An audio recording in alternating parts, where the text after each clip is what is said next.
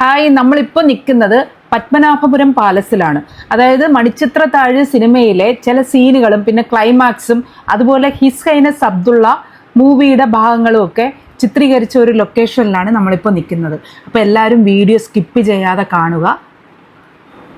കൽക്കുളം കൊട്ടാരം എന്നും അറിയപ്പെടുന്ന പത്മനാഭപുരം കൊട്ടാരം ഇന്ത്യൻ സംസ്ഥാനമായ തമിഴ്നാട്ടിലെ കന്യാകുമാരി ജില്ലയിലെ പത്മനാഭപുരത്ത് സ്ഥിതി ചെയ്യുന്ന തിരുവിതാംകൂർ കാലഘട്ടത്തിലെ ഒരു കൊട്ടാരമാണ്. ഈ കാണുന്ന ബോർഡ് എൻട്രി ഫീസും ഡീറ്റെയിൽസുമാണ്. അപ്പോൾ മൺഡേ ഹോളിഡേ ആണ്. പഴയ തിരുവിതാംകൂർ രാജ്യത്തിൻ്റെ മുൻ തലസ്ഥാന നഗരമാണ് പത്മനാഭപുരം. ഈ കൊട്ടാരം നാഗർകോവിലിൽ നിന്ന് ഏകദേശം 20 കിലോമീറ്റർ, കന്യാകുമാരി പട്ടണത്തിൽ നിന്ന് 39 കിലോമീറ്റർ, കേരളത്തിലെ തിരുവനന്തപുരത്ത് നിന്ന് 52 കിലോമീറ്റർ അകലെയാണ്. കൊട്ടാര സമുച്ചയം 4 കിലോമീറ്റർ നീളമുള്ള ഒരു പഴയ ഗ്രാനൈറ്റ് കോട്ടയ്ക്കുള്ളിലാണ് സ്ഥിതി ചെയ്യുന്നത്. പശ്ചിമഘട്ടത്തിൻ്റെ ഭാഗമായ വേളി കുന്നുകളുടെ അടിവാരത്തിലാണ് കൊട്ടാരം സ്ഥിതി ചെയ്യുന്നത്. 400 വർഷത്തിലേറെ പഴക്കമുള്ള ഈ കൊട്ടാരം ഏഷ്യയിലെ ഏറ്റവും വലിയ തടിക്കൊട്ടാരമായി കണക്കാക്കപ്പെടുന്നു. 6.5 ഏക്കറിൽ വ്യാപിച്ചു കിടക്കുന്ന ഈ മനോഹരമായ സമുച്ചയത്തിൻ്റെ ഓരോ ഭാഗവും 15ലധികം കെട്ടിടങ്ങളോടെ സങ്കീർണമായ മരപ്പണികളാൽ നിറഞ്ഞിരിക്കുന്നു. ഇത് പഴയകാല കരകൗശല വിദഗ്ധരുടെ മികച്ച കഴിവുകൾ എടുത്തു കാണിക്കുന്നു.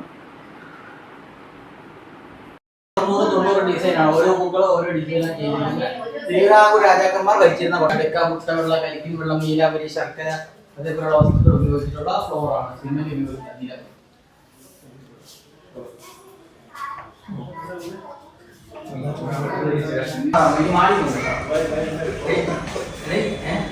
കൽക്കട്ടിൽ ചൈനീസ് കസേര,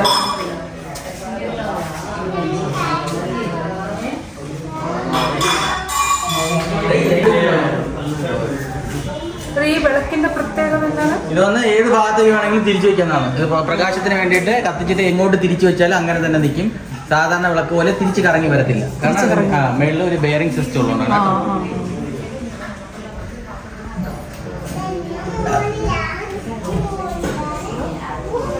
ആളുകളുടെ രാജാവിന്റെ മുഖം കാണിക്കാൻ പറ്റുന്ന നാടുവാഴികൾ രാജാവിന് സമ്മാനിക്കുന്നതാണ് ഓണവിൽ എന്നറിയപ്പെടുന്നത്. മഹാഗണിയുടെ തടിയിലാണ് ശ്രീപത്മനാഭസ്വാമിയാണ് വരച്ചിരിക്കുന്നത്. ചാറും ശ്രീരാമ പട്ടാഭിഷേകം, ശ്രീകൃഷ്ണ ലീലകളൊക്കെയാണ് സാധാരണ ഓണവില്ലിൽ സമർപ്പിക്കാറ്.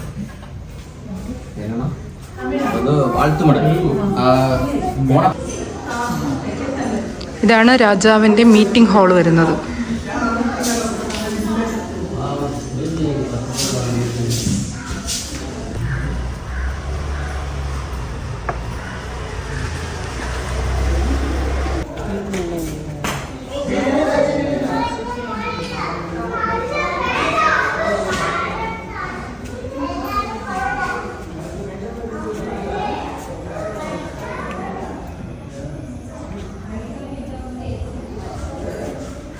രാജാവിൻ്റെ ഭരണകാലത്ത് 2000-ഓളം പേർക്ക് ഭക്ഷണം കൊടുക്കുന്ന ഊട്ടുപുരയാണ് നമ്മൾ ഈ കാണുന്നത്.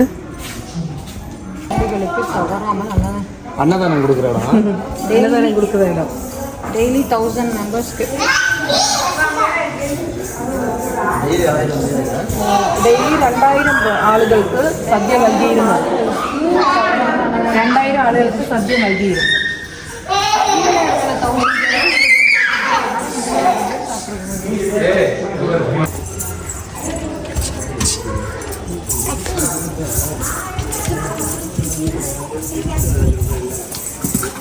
கீழே விழுந்துடாதுங்க.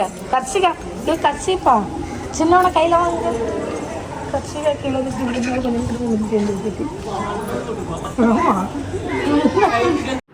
തിരുവിതാംകൂർ ചരിത്രവുമായി ബന്ധപ്പെട്ട നിരവധി സുപ്രധാന സംഭവങ്ങൾക്ക് പത്മനാഭപുരം കൊട്ടാരം വേദിയായി.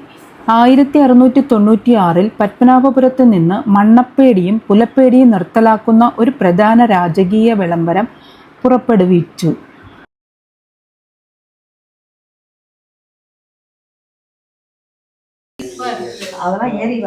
ഈ കാണുന്നത് രാജാവിൻ്റെ ഭരണകാലത്ത് മേലെ കണ്ടില്ലേ, അതിൻ്റെ തന്നെ അന്നദാനം കൊടുക്കുന്ന താഴത്തെ തട്ടാണ്.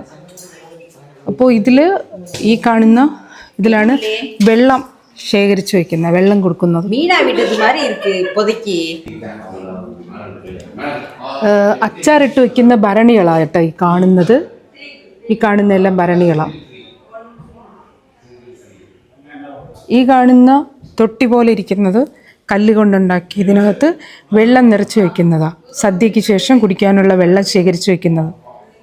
1750 അനിഴം തിരുനാൾ മാർത്താണ്ഡവർമ്മ കൊട്ടാരവും കോട്ടയും പുനർനിർമ്മിക്കുകയും പിന്നീട് രാജകുടുംബത്തിന്റെ രക്ഷാധികാരിയായി ശ്രീ പത്മനാഭസ്വാമിക്ക് സമർപ്പിക്കുകയും ചെയ്തു.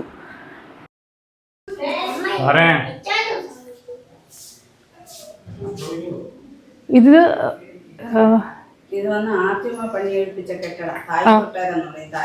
തായ് കൊട്ടാരം അമ്മസ്ഥാനം കൊടുത്തിരിക്കുന്നു. Okay okay. ഈ കൊട്ടാരക്കെട്ടിന്റെ ഫൗണ്ടേഷൻ പില്ലറാണ്. കന്നിമൂല തൂണാണ്. വരിക്കപ്ലാവിന്റെ ഒറ്റ തടിയാണ്. 4 പൂക്കളോട് ചേർത്ത്. ഇത് വരിക്കപ്ലാവിന്റെ ഒറ്റ തടിയാണ്.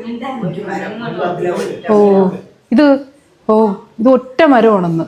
വരിക്കപ്ലാവിന്റെ ഒറ്റ മരം. ഈ സീരിയലിൽ 63 താമരപ്പൂക്കൾ കൊടുത്തിരിക്കുന്നു. ഇത് 23 താമരപ്പൂക്കള്. 2 പൂവിന് 2 റൗണ്ട് കൊടുത്തിരിക്കുന്നു. ഒരു പൂവിന് മാത്രം 3 റൗണ്ട്. ബ്രഹ്മ വിഷ്ണു മഹേശ്വര സങ്കല്പം. ഇതിന് ഏകാന്ത മണ്ഡപം എന്ന് പറയും. പൂജാ സാധനങ്ങളൊക്കെ വെക്കുന്ന ഷെൽഫ്. മുറ്റം കണ്ട അതിന്റെ സൈഡിൽ തന്നെ ഒരു തുരങ്കപ്പാത പലകയിട്ട്. ഇത് പൂജാ സാധനങ്ങളൊക്കെ വെക്കുന്ന ഷെൽഫ്.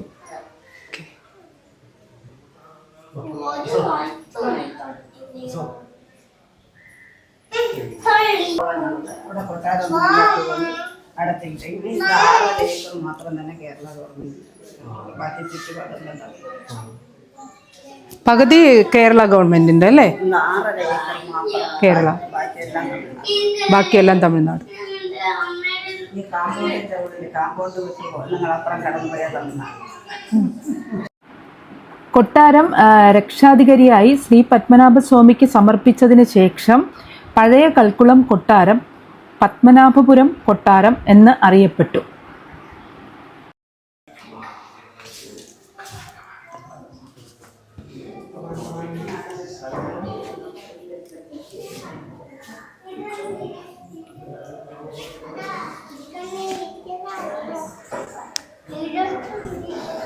വിളക്ക് കത്തിക്കുന്ന സ്ഥലമായിരിക്കും അല്ലേ ഇത്?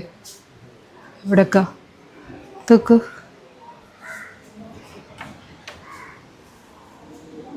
ജനൽ.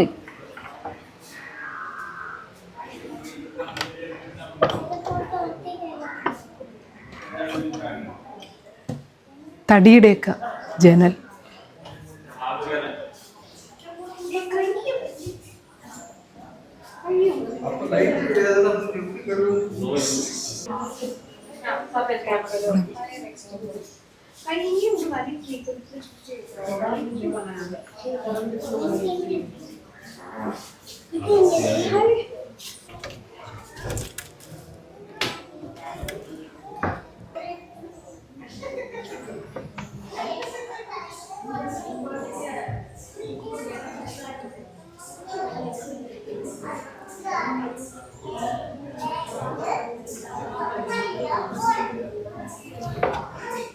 ഇതിലെ കൂടെ ഇങ്ങനെ കാണുമ്പോഴത്തേന് നല്ല രസമായിരിക്കും. ഇങ്ങനെ വീഴുന്ന വെള്ളം ഇങ്ങനെ കെട്ടിക്കിടക്കുമായിരിക്കും, മഴവെള്ളം.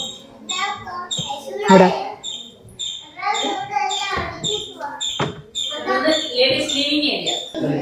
ഇത് സ്ത്രീകൾക്കുള്ള ലിവിങ് ഏരിയ, സ്ത്രീകൾക്ക് ഇരിക്കാൻ പറ്റിയ ഏരിയ ആണ്. ഇവിടെ അല്ലേ അവർ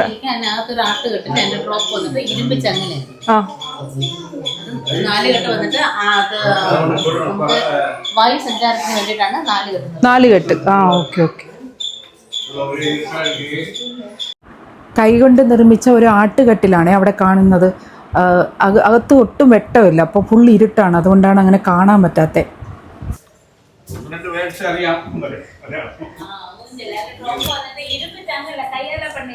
നോക്കൂ, കിളിവാതിൽ. കിളിവാതിൽ.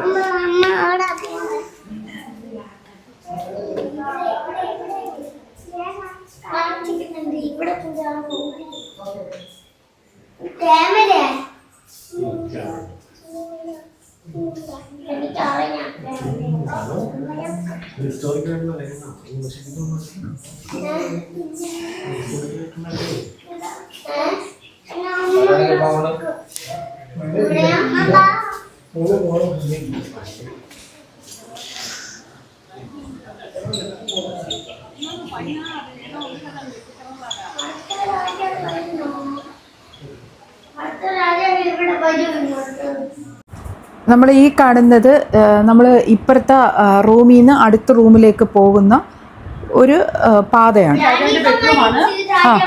അതൊരു ഔഷധത്തടികൾ കൊണ്ട് നിർമ്മിച്ചത് 64 തരം. ഈ കിടക്കുന്ന ഭാഗത്ത് 64 ഔഷധത്തടികൾ ഡച്ചുകാർ രാജാവിന് സമ്മാനമായിട്ട് കൊടുത്ത കട്ട്. ഡച്ചുകാർ. Okay okay. 64 തരം മരങ്ങളുടെ ഔഷധ മരങ്ങളുടെ തടിയാണ് ഇതിന്റെ സെന്ററിൽ. ഡച്ചുകാർ സമ്മാനമായിട്ട് രാജാവിന് കൊടുത്തതാണ് കേട്ടോ ഈ കട്ടില്. രാജാവിന്റെ ബെഡ്റൂം ആയിരുന്നു അല്ലേ ഇത്?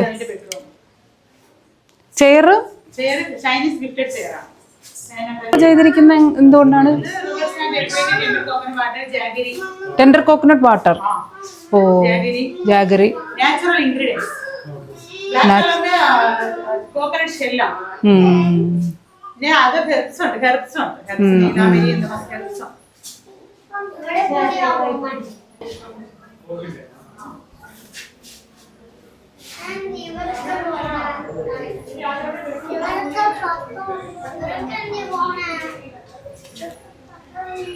നോക്ക്. ഓ, മണിച്ചിത്ര താഴ്. ഇതുവഴി അല്ല കേട്ടോ വരാ. ഇതുവഴിയാണോ? ഇതുവഴി ഒന്ന് എക്സ്പ്ലെയിൻ ചെയ്ത്. Makeup room. മേക്കപ്പ് റൂമാണ്. ആ സമയത്ത് രാജാവിന്റെ ഫാമിലിയിലുള്ള ലേഡീസ് ഒക്കെ ഇവിടാണ് മേക്കപ്പ് ചെയ്യുന്നത്. ഇത് ബെൽജിയം മിററാണ്. ബെൽജിയം മിററാണ്, സിൽവർ കോട്ടിംഗ് ആണ്. ഈ കാണുന്ന ബെൽജിയം മിറർ. ബെൽജിയം മിററാണ്, സിൽവർ കോട്ടിംഗ് ആണ്. ബെൽജിയം മിററിന് ഒരു പ്രത്യേകതയുണ്ട്. നമ്മൾ ഏത് ദൂരത്തിൽ നിന്ന് നമ്മൾ നോക്കിയാലും നമ്മുടെ സ്ട്രക്ചർ ഒരേ രീതിയിൽ കാണാൻ പറ്റും. സ്ട്രക്ചറിന് ഡിഫറെന്റ് വരത്തില്ല, സൈസിന് ഡിഫറെന്റ് വരത്തില്ല. പിന്നെ ഈ ചെറുവിൽ കൊടുത്തിരിക്കുന്ന ചിത്രങ്ങളൊക്കെ കൃഷ്ണലീല ചിത്രങ്ങളാണ്. കൃഷ്ണലീല ചിത്രങ്ങൾ തഞ്ചാവൂരിലുള്ള രാജാവിന് കൊടുത്ത ഗിഫ്റ്റ് ആണിത്.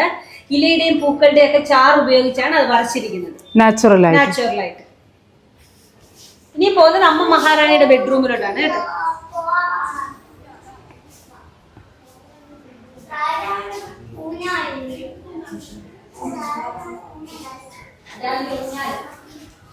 അമ്മേ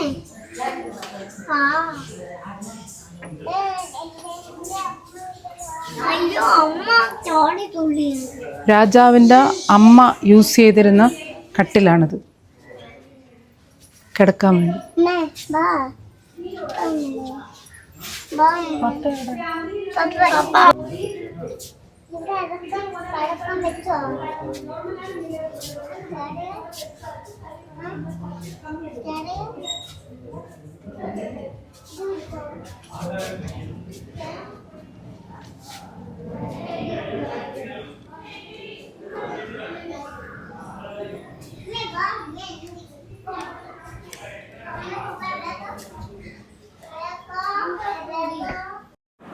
ഈ കാണുന്നത് രാജാവിന്റെ ഭരണകാലത്ത് അവരുപയോഗിച്ചിരുന്ന ടോയ്ലറ്റ് ആണ്.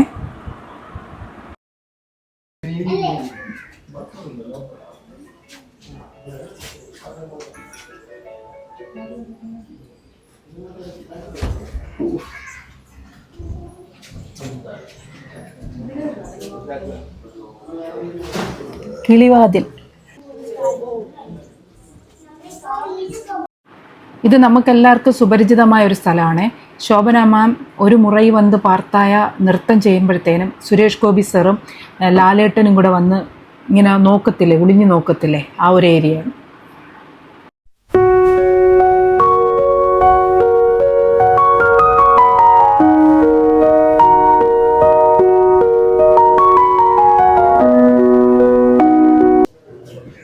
ആയുധശാലയും കാവൽ ഗോപുരവും.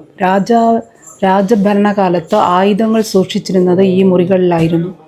നീളം കൂടിയതും വീതി കുറഞ്ഞതുമായ ഈ മുറികൾക്ക് ജനാലകളില്ല. 2 വാതിലുകൾ മാത്രമേ ഉള്ളൂ. വടക്കേ അറ്റത്ത് ഒരു കാവൽ ഗോപുരം സ്ഥിതി ചെയ്യുന്നു. കാവൽ ഗോപുരത്തിൽ നിന്ന് നിരീക്ഷിച്ചാൽ സമീപ പ്രദേശത്തെ എല്ലാ ചലനങ്ങളും മനസ്സിലാക്കാൻ കഴിയും. 10,000-കണക്കിന് യുദ്ധോപകരണങ്ങൾ കേണൽ മെക്കാളയുടെ കൽപ്പനപ്രകാരം ബ്രിട്ടീഷ് പട്ടാളം കണ്ടുകെട്ടി.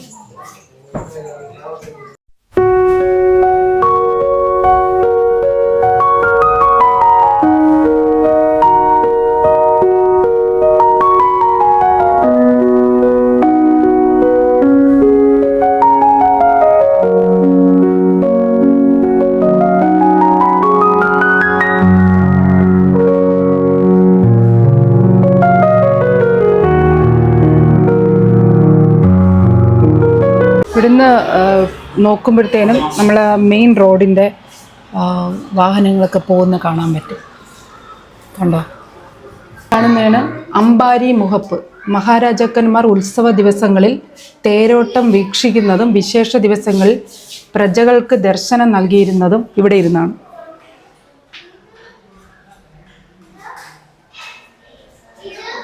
ഉപയോഗിക്കുമ്പോൾ ആനപ്പുറത്ത് ഇരിക്കാൻ ഉപയോഗിക്കുന്ന ഇരിപ്പിടത്തെയാണ് അമ്പാരി എന്ന് പറയുന്നത്. അമ്പാരിയുടെ മാതൃകയിലാണ് ഇത് രൂപകൽപ്പന ചെയ്തിരിക്കുന്നത്. ഇവിടെ ഇരുന്നിട്ടാണ് രാജാവ് പൊതുജനങ്ങൾക്ക് ദർശനത്തിനും പിന്നെ ആഘോഷങ്ങൾക്ക് വേണ്ടിയിട്ട് ആഘോഷങ്ങൾ കാണാനും വേണ്ടിയിട്ട് ഇവിടെയാണ് യൂസ് ചെയ്യുന്നത്. പപ്പയെ വിളിച്ചുകൊണ്ട് വരാൻ വേണ്ടിയാണോ?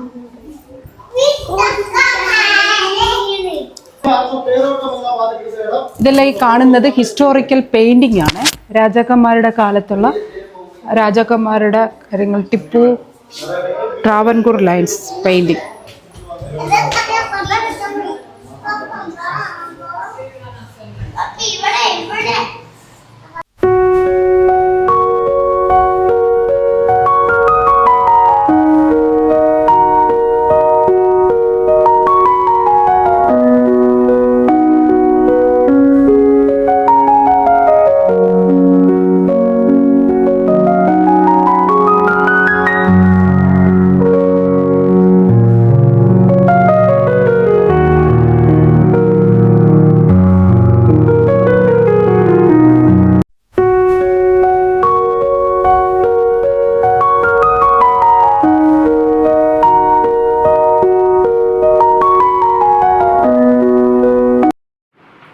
ഈ കാണുന്നതും ടോയ്ലറ്റാണേ.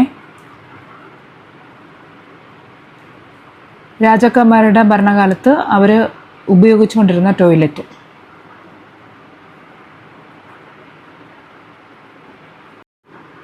ഈ കാണുന്നതാണ് വേളി കുന്നുകൾ കേട്ടോ. അപ്പം ഇതിൻ്റെ അടിവാരത്തിലാണ് കൊട്ടാരം സ്ഥിതി ചെയ്യുന്ന വിസിറ്റിംഗ് ഏരിയ.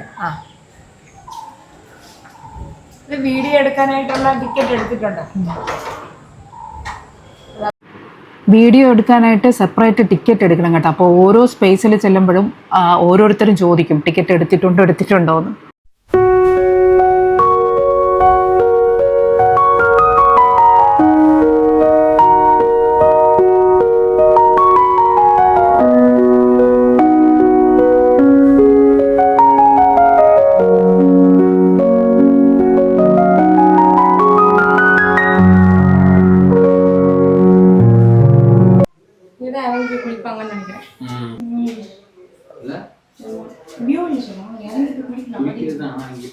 കുളപ്പുര പച്ച കളറിൽ കാണുന്നു. ഇതാണ് കിച്ചൺ. വെട്ടം കുറവാട്ടോ, അതാണ് ഈ ഇരുട്ടായിട്ടിരിക്കണേ. ആട്ടുകല്ല്.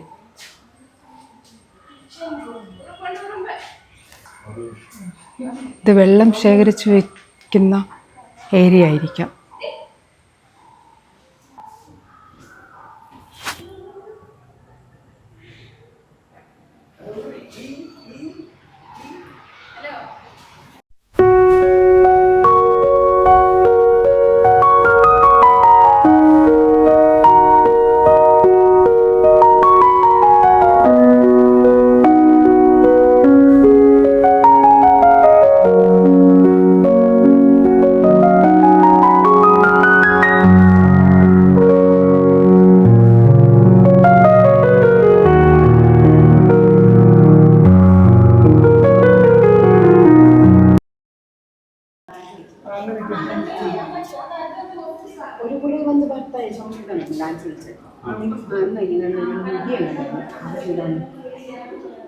ഇവിടെ കിടന്നിങ്ങനെ മുട്ടുകൊണ്ട് ഇങ്ങനെ കളിക്കില്ല.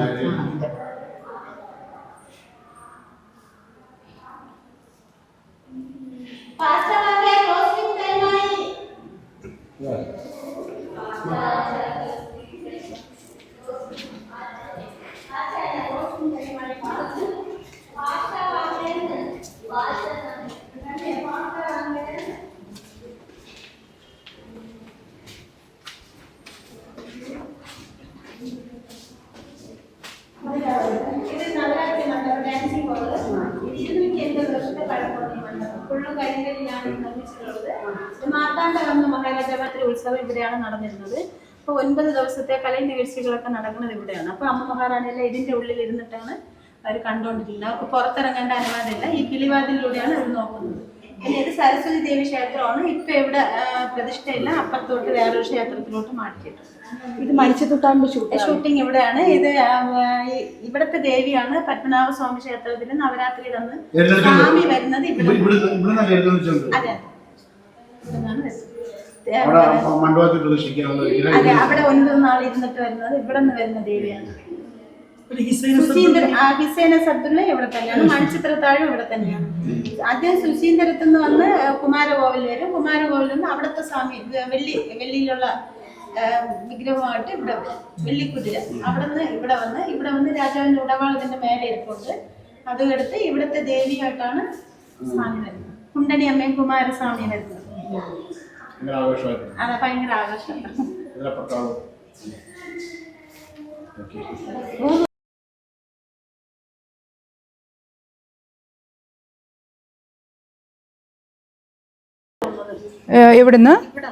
ഇവിടുന്ന് നടന്ന് പോകും. അതുപോലെ തിരിച്ച് അവിടെ പോയി 9 നാൾ തിരിച്ച് നടന്നു തന്നെയാണ് ഇവിടെ പോകുന്നത്.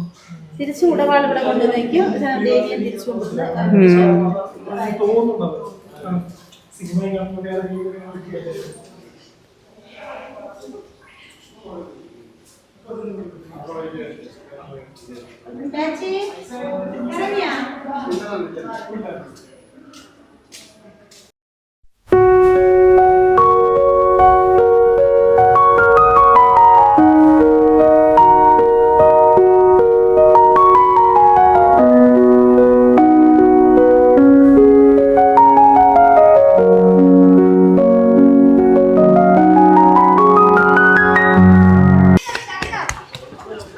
പുരാവസ്തു മ്യൂസിയം.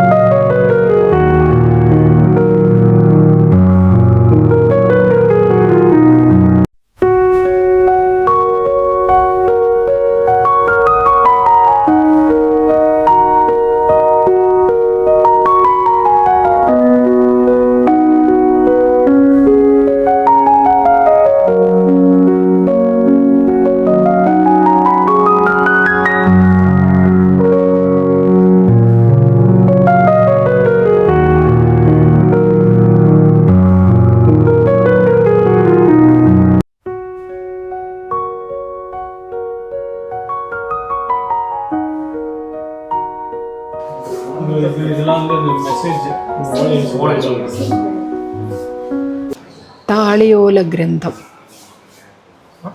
താളിയോല ഗ്രന്ഥം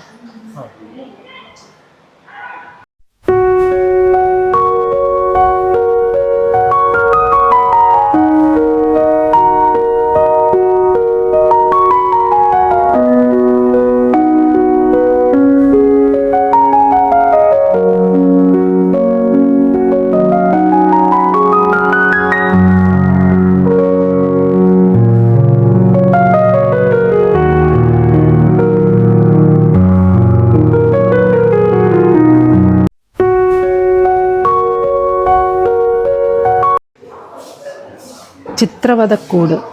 വധശിക്ഷ ഏറ്റുവാങ്ങിയ കുറ്റവാളികളുടെ മൃതദേഹം പ്രദർശിപ്പിക്കുവാനുള്ള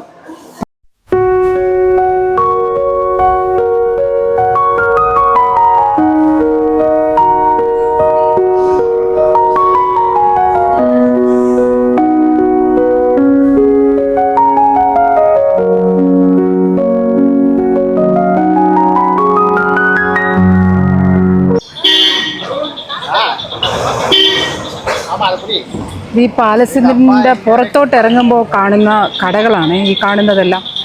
കരിക്കിൻ്റെതും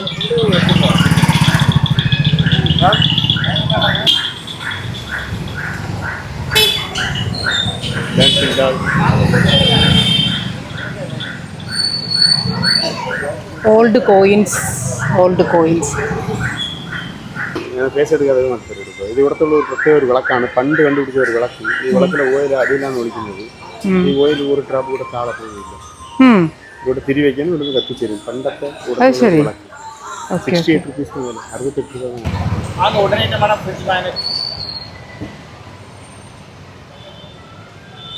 മാഗ്നറ്റ്. ഇത് കണ്ടോ, ഇടികല്ല്, വാളും പരിചയം, പിന്നെ കിളിക്കൂട്, അങ്ങനെ കുറേ സാധനങ്ങളുണ്ട്.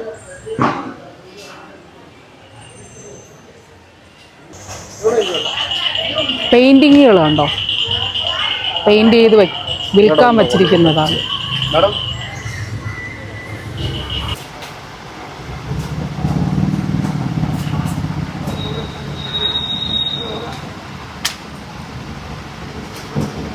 പെയിൻറ്റിങ്സ് വിൽക്കാൻ വച്ചിരിക്കുന്നതാണ്. കിളിക്കൂട്.